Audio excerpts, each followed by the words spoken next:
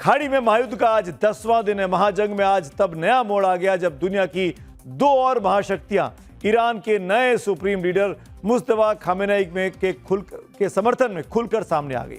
रूस के साथ साथ चीन ने भी ईरान के अंदरूनी मामलों में विदेशी दखलंदाजी का पुरजोर विरोध किया।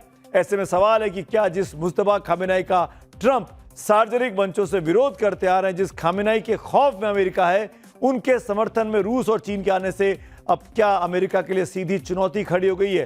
क्या यही तीसरे वर्ल्ड वॉर की नींव रख दी गई है? मुस्तफा खामेनेई के घायल होने के इजरायली अखबार के दावों के बीच रूस और चीन ईरान के नए सुप्रीम लीडर के खुलकर समर्थन में आ गए। ये आज की सबसे बड़ी खबर है। जैसे मुस्तफा खामेनेई का नाम घोषित हुआ, रूस और चीन खुलकर उनके समर्थन में खड़े हो गए, जो अब तक कुछ नहीं इस तरीके से बोल रहे थे। चीन ने मुस्तफा खामेनेई को निशाना बनाने की किसी भी कोशिश का कड़ा विरोध किया, क्योंकि निशाना बनाने की बात इजराइल और अमेरिका के हैंडल से हुई थी। बीजिंग ने साफ कहा कि ईरान का नेतृत्व परिवर्तन उनका आंतरिक मामला है और इस बात पर जोर दिया कि देश की संप्रभुता, सुरक्षा और क्षेत्रीय अखंडता का हर हाल में सम्मान किया जाना चाहिए। वहीं रूस के राष्ट्रपति व्लादिमीर पुतिन ने मुस्तफा खामेनेई को ईरान का नया सर्वोच्च नेता नियुक्त किए जाने पर बधाई दी है। पुतिन ने विश्वास जताया है कि मुस्तफा अपने पिता अली खामेनेई की विरासत को आगे बढ़ाएंगे और गरिमा के साथ देश का नेतृत्व करेंगे। पुतिन ने यह भी कहा कि उन्हें विश्वास है कि नया नेतृत्व ईरानी जनता में एकता को मजबूत करते हुए इस चुनौतीपूर्ण समय में राष्ट्र को सही मार्गदर्शन देगा। यह इंपॉर्टेंट लाइन है पूरे ट्वीट की। अब आपको तेहरान से आई तस्वीरों को दिखाता हूं। दोपहर का वक्त, लेकिन नजारा आधी रात जैसा है। ये देख रहे हैं आप, ये दोपहर है वहां पे, लेकिन सब काला काला, धुएं का ऐसा गुबार कि सूरज गायब हो गया।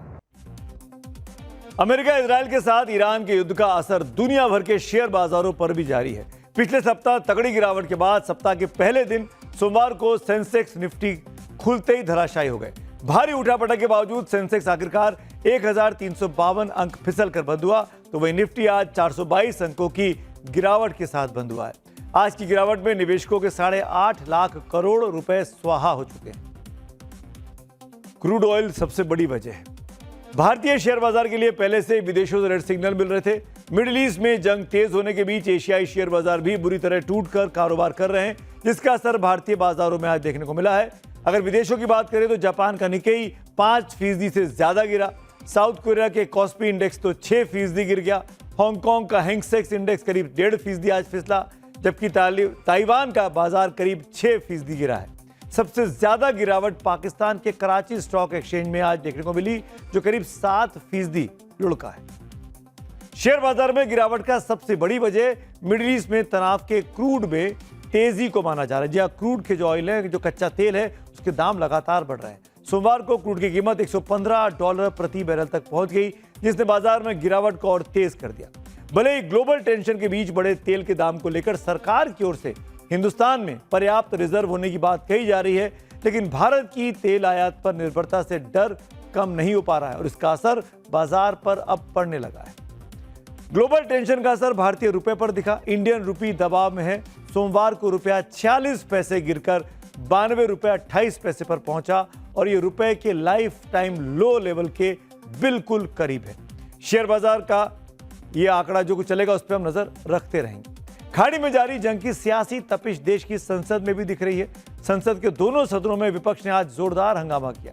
विपक्ष जंग के बाद पश्चिम एशिया में बने हालातों पर भारत पर अब चर्चा करना चाहता है संसद में, जबकि सरकार ने कहा कि विपक्ष लोकसभा स्पीकर ओम बिरला के खिलाफ जो नो कॉन्फिडेंस मोशन लेकर आई है, जो क्या शेड्यूल था, पहले इस पे चर्चा करें।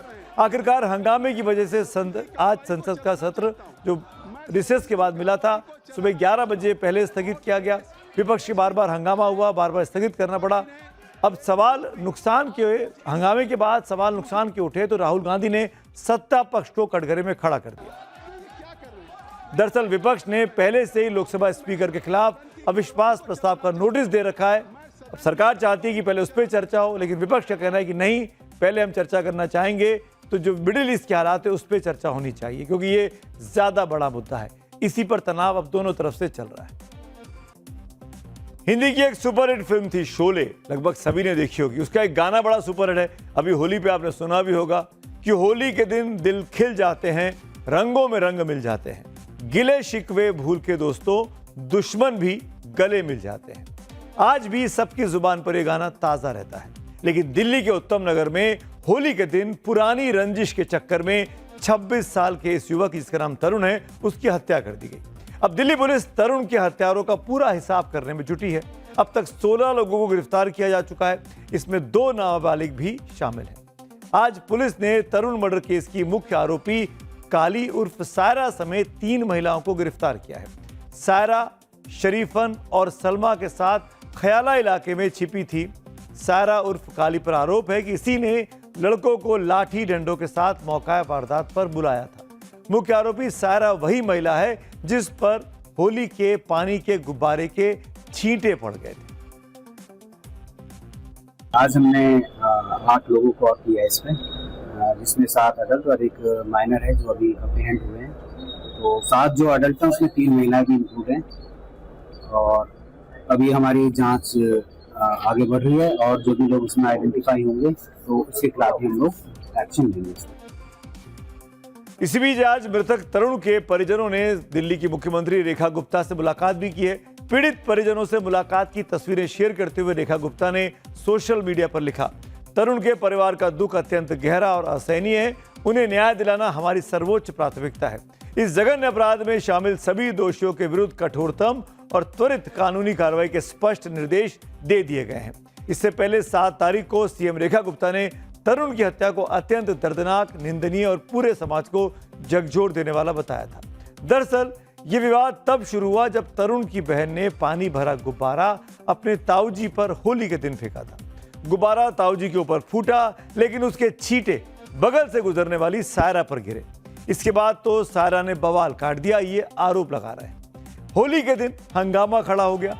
आरोप है कि सायरा के कहने पर ही 15 से 20 लोग लाठी डंडों के साथ तरुण के घर पहुंच गए। इसके बाद मामला गाली गलौज से मारपीट तक दोनों परिवारों में पहुंच गया। खैर, उस वक्त लोगों के बीच बचाव किया गया। दोनों पक्षों के लोग कुछ देर के लिए शांत भी हो गए, लेकिन बदले की आग अभी भी सीने में धधक रही थी।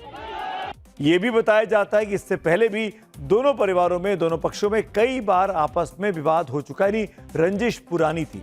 होली के दिन हुए इस विवाद के वक्त तरुण घर पर नहीं था, यानी तरुण को इस लड़ाई झगड़े की कोई जानकारी नहीं थी।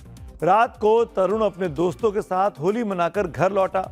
वो इस झगड़े से अनजान था, लेकिन जैसे ही वो गली में पहुंचा, भीड़ ने उसे घेर लिया। आरोप है कि 18 से 20 लोगों ने मिलकर तरुण पर लाठियों, ईंटों और पत्थरों से हमला किया। इस हमले में तरुण के परिवार के कई लोग भी घायल हुए, जो तरुण को बचाने पहुंच गए थे। तरुण को गंभीर चोटें आईं, उसे अस्पताल ले जाया गया, लेकिन 5 मार्च को इलाज के दौरान तरुण की मौत हो गई। मेरा बेटा बाहर गया हुआ था, जो यार दोस्तों के साथ होली खेल रहा था, तो उसको तो ये भी नहीं पता था कि घर में झगड़ा हो चुका हमारे, और मेरे पापा हम अंदर थे और बच्चा आया। जैसे ही ये 15-20 लोग थे सर बाहर, उसका पता नहीं, हमें इंतजार कर रहे थे या क्या था। हम अंदर चले गए और हमें ये भी नहीं पता था कि मेरा बच्चा कहाँ पे, बच्चा कितनी देर में आएगा मुझे ये भी। और उन लोगों ने जैसे ही मेरा बेटा घर पे आया, उसके पर लोहे के डंडे थे, उनके पाइप थे और लकड़ियाँ थी जी उनके पास, लकड़ी के डंडे। तो उन लोगों ने मार के 15-20 लोगों ने उसे सर पे मारा और उसकी हत्या कर दी। तरुण की मौत की खबर फैलते इलाके में बवाल मच गया। लोग सड़कों पर उतर आए। हिंदू संगठन उत्तम नगर थाने का घेराव करने पहुंच गए। उधर प्रशासन भी फौरन एक्टिव मोड में आया। 8 मार्च को यानी कल दिल्ली नगर निगम की टीम बुलडोजर लेकर मौके पर पहुंच गई। आरोपी निजामुद्दीन से जुड़ी प्रॉपर्टी पर नगर निगम के हथौड़े चलने लगे। ये तस्वीरें उसी वक्त की है। हालांकि इस बीच बुलडोजर जस्टिस पर भी लगातार सवाल उठे। नगर निगम के मुताबिक जांच के दौरान संपत्ति में अवैध निर्माण सामने आने के बाद ही कार्रवाई की गई है, लेकिन सवाल टाइमिंग का है कि जब ये विवाद बढ़ गया तब ये बुलडोजर चलने की नौबत क्यों आई, जिसे लेकर अब सरकार हमेशा से सवालों के घेरे में रहती आई है। विपक्ष को घेरने का सरकार को एक और मौका मिल गया है। एआईएमआईएम का कहना है कि इस पूरे मामले को सांप्रदायिक रंग देने की कोशिश की जा रही है। यह भी आरोप है कि कार्रवाई एक तरफा हुई है। इस बीच मुस्लिम पक्ष का बयान भी अब सामने आया है, जिसे खुद शोएब जमई ने सोशल मीडिया पर पोस्ट किया है। लड़ाई कुछ भी हो, दुश्मनी या रंजिश कितनी भी पुरानी क्यों ना हो, किसी की निर्मम हत्या को कतई जायज नहीं ठहराया जा सकता। अब तरुण के हत्यारों को कड़ी से कड़ी सजा देने की मांग हो रही है।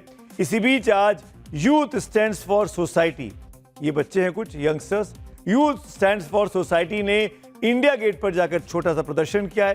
प्रदर्शनकारी दिल्ली मांगे योगी मॉडल का बैनर लेकर प्रदर्शन करने पहुंचे थे। सर सरकार से वो ये एनकाउंटर की मांग है, जो भी जिन्होंने भी मारा उनका एनकाउंटर हो।